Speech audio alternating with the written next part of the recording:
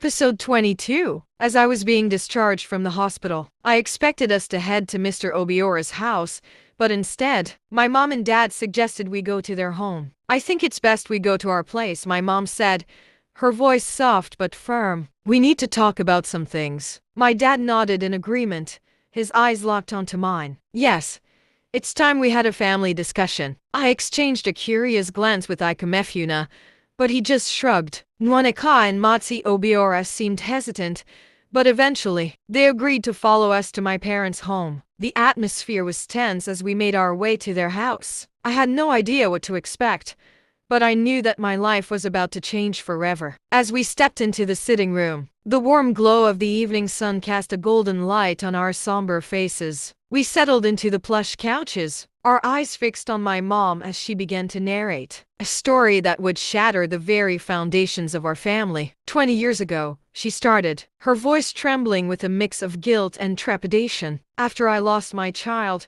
I was consumed by an overwhelming sense of despair. The hospital walls seemed to close in on me, suffocating me with the harsh reality of my loss." She paused, collecting her thoughts as a wave of nostalgia washed over her. "It took me 6 years to conceive again, and when I finally did, I was ecstatic. But fate had other plans. I lost that child too." A pang of sorrow flashed across her face, and her eyes welled up with tears. "I was terrified of never being able to conceive again. In a moment of desperation, I conspired with a nurse to exchange my child with a woman who had just given birth at the hospital." Nwaneka's eyes widened in shock, her face reflecting the turmoil brewing inside her. "Which hospital was it?" she asked, her voice barely above a whisper. Toby continued.